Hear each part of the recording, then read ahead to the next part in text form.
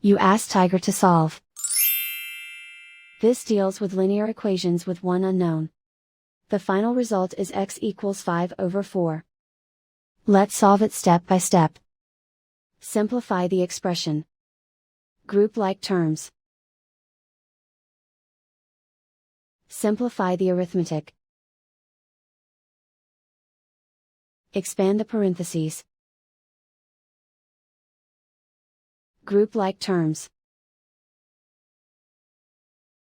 Simplify the arithmetic. Group all constants on the right side of the equation. Subtract 5 from both sides. Simplify the arithmetic.